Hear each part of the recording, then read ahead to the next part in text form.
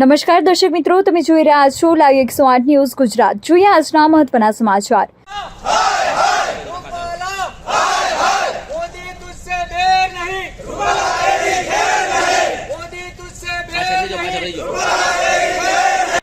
રૂપાલાની ticket રદ કરો, રૂપાલાજીની ticket રદ કરો।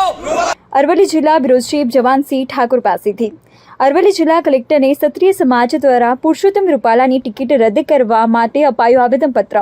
સમગ્ર ભારત અને ગુજરાતના જિલ્લા, તાલુકા તથા ગામડાઓમાં કેન્દ્રીય મંત્રી પુરુષોત્તમ રૂપાલાની વાણી વિલાસને કારણે ક્ષત્રિય સમાજની લાગણી દુભાઈ રહી છે, જેના વિરોધમાં ક્ષત્રિય સમાજ આક્રોશક બની રહ્યો છે અને રાજકોટ સાંસદ તરીકેની ઉમેદવારી રદ કરવા ઉગ્ર માંગ કરી રહ્યો છે। ત્યારે આ બાબતે અરવલ્લી જિલ્લા કલેક્ટરને આવેદનપત્ર આપવામાં આવ્યું। ફક્ત અને ફક્ત કેન્દ્રીય મંત્રી પુરુષોત્તમ રૂપાલાની રાજકોટ સાંસદ સીટની ટિકિટ રદ થાય તેવી ઉગ્ર માંગણી કરવામાં આવી છે। કદાચ ટિકિટ રદ થાય નહીં તો ક્ષત્રિય સમાજ દ્વારા આગામી દિવસોમાં ગામડાઓમાં કંઈક નવી હલચલ થાય તો તેની સંપૂર્ણ જવાબદારી પ્રશાસનની રહેશે તેવી ચીમકી આપવામાં આવી હતી। આ કાર્યક્રમમાં અરવલ્લી જિલ્લા ક્ષત્રિય સમાજના આગેવાન કાર્યકર જયેન્દ્રસિંહ ઝાલા, બાબુસિંહ ચૌહાણ, દિલીપસિંહજી ઠાકોર, વિક્રમસિંહ જાડેજા, કરણસિંહ જાડેજા, જવાનસિંહ ઠાકોર તેમજ મોટી સંખ્યામાં ક્ષત્રિય બંધુઓ ઉપસ્થિત રહ્યા હતા। રૂપાલા સાહેબે અમારી ક્ષત્રિયોની બેન દીકરીઓ વિશે જે એમની સભાની અંદર અમારા એક સમાજને ટાર્ગેટ કરીને જે નિંદા કરી છે એને અમારું અરવલ્લી જિલ્લા ક્ષત્રિય સમાજ એને વખોડે છે અને એની નિંદા કરે છે।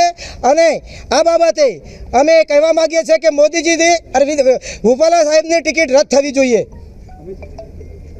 ભારત માતા કી જયથી ચાલુ કરું છું। ભારત માતા કી જય।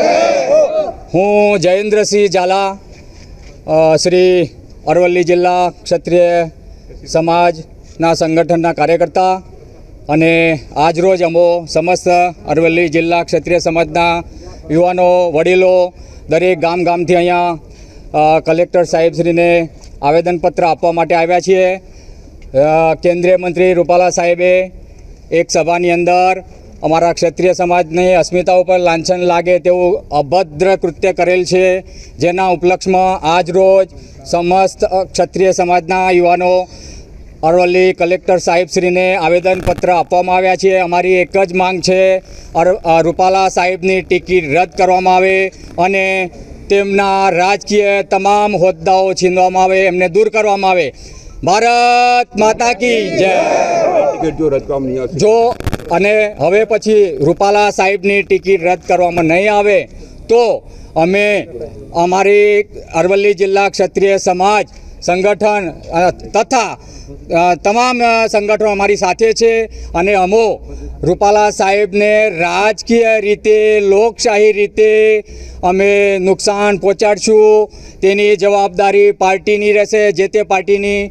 એમાં અમારા અરવલ્લી સમાજના ક્ષત્રિય સમાજનું કોઈ પણ રહેશે નહીં જવાબદારી।